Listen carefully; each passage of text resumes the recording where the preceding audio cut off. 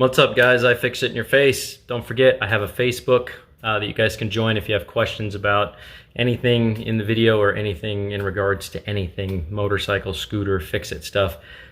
Join my Facebook. It's an easy way to get in contact with me and get you the help you need. Don't forget to subscribe, smash the like button, all that good stuff, man. I make these videos for you guys. I don't make them for me. You can help me by dropping a subscription. Join the Facebook. I'm telling you, man, join the Facebook. If you're trying to get in contact with me, it's the easiest way to do it. Okay? Don't forget, everything you need is in the description below of the video. Let's get started.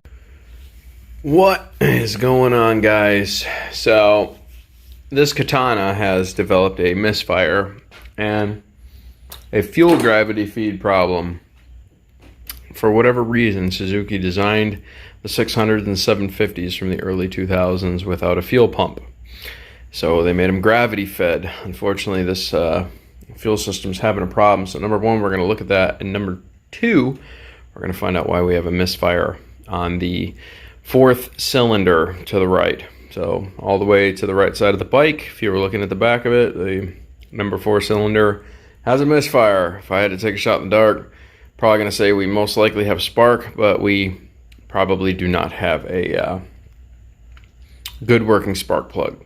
I highly doubt they've been changed in a long time, so we're going to yank it and see what's going on. I didn't care to put NGK back in this, which is what I'm almost 1,000% sure is going to come out of it. We're just going to slap some cheap auto lights in it because I don't give a shit, and I've never had an issue with an auto light, no matter how cheap people say they are. I've just never had a problem. So $3 a plug versus, you know, $15 a plug. You decide for yourself. So anyways, yeah, let's rip this tank off. Probably gonna be a little different for each of you. I'm lazy as fuck, so yeah, we're gonna use power tools because I'm fucking lazy, and that's why.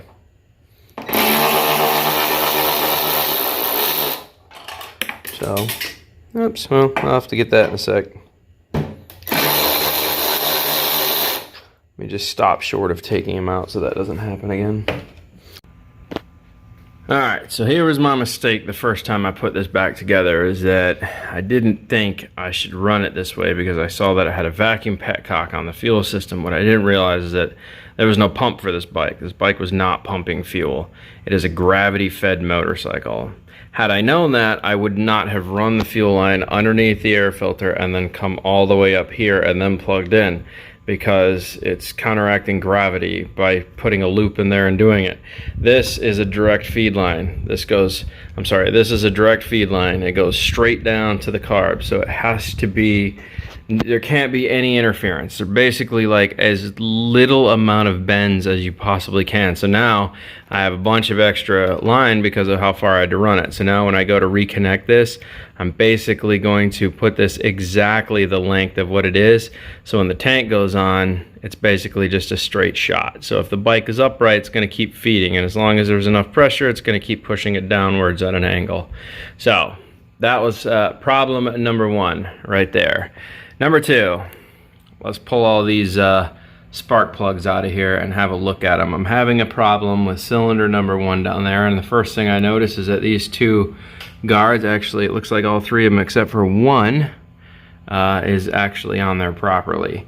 So let's pull cylinder number 4 down there, have a look at the spark plug, see what my thoughts are. Just be careful when pulling the coil out. And put some pressure right on there. Break it free. Back it out quick if you want to. It should be out now. What we're going to do is pull that out. Set that right there across the carbs. Get my magnet. Set the magnet down in there. Pull out the plug. Oh, well, that doesn't look right. Okay. Oh, boy. That's bullshit. And as I suspected, NGK. Let me tell you something. This is not a motorcycle plug. This is a tiny little scooter plug. There is no wonder why this thing gave up. And if you notice, it's running white. It's running very, very lean. Extremely lean. That cylinder was not getting much fuel at all. And also, I don't think this is the right length. Matter of fact, I'm pretty sure, like 1,000% sure it's not. Let's pull out one of these. These are the correct plugs for the bike, despite the fact that it's auto light. These are the correct plugs for the bike. Come on. Stop being a little... Jesus. Crazy. Oh, yeah. Okay. These are much bigger plugs. Holy God. So, yeah, as I suspected, Buddy was running a fucking little tiny scooter plug in there. There you go. So, also, that means a lot of the heat was going up into the spark plug chamber. Because if you look at the size difference on these plugs, you'll notice a couple things right out the hole. These are the correct length for how far these need to go, which means this wasn't even sparking properly. So, firstly, not sparking properly. This was probably misfiring every other hit or so. And also, it was allowing a lot of explosion to get up into the spark plug hole because this wasn't closing the gap all the way. As you can see, this was designed perfectly. This was not. So, that's crazy. Well, we're going to drop the correct one in there. And I'm going to make a bet. This bike starts to run 1,000 times better. Even though it is an auto light, this should be just fine. So let's put this in. I'm just going to drop her on in there. And we'll go ahead and do that. I'll take off the head on this real quick. If I can. This thing likes to put up a huge fight. Drop that in there. I'll just screw it in by hand to get me started here. So we obviously don't want to cross thread anything. Once I get it going, we'll be good to go. I'll go until I feel it get tight. Once I feel it get tight, we'll tighten it down. And then we're going to do all four just like that. And then we're going to put the dust covers on here correctly because somebody didn't have the dust covers on properly. They were all seated sideways, just allowing a bunch of crap and debris inside of there.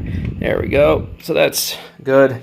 So I'll tighten it down. So let me do all four of these and make sure we don't have a bunch of odd spark plugs. And as I pop them out, I'll just lay them on the floor in order so you can see what somebody else did. Just be careful when pulling on your boots.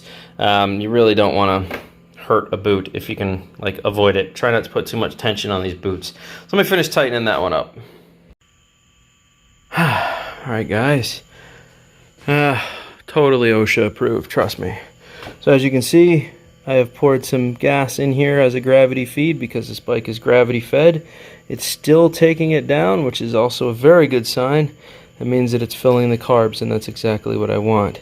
So I'm going to wait and see where it stops. It should stop here pretty soon. It should almost be done. You can see it's just barely moving now. So, but that's good. That means it's filling the carbs, and that's exactly what I want.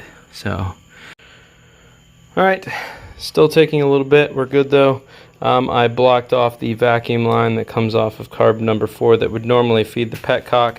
Everything else should be good to go. None of this is necessary for connection. That's for the gas gauge, and this is just a breather line for the fuel tank. So the only vacuum line that is not capped now has a vacuum cap on it.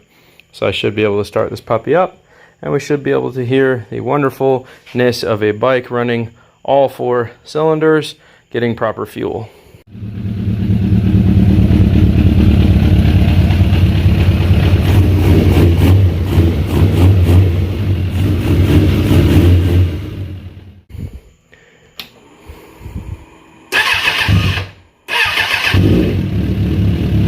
Oh yes. Oh, I can tell the difference. 100% running on all 4. Not even a question. 100% running on all 4 cylinders. Oh yes. Yes, yes. Alright.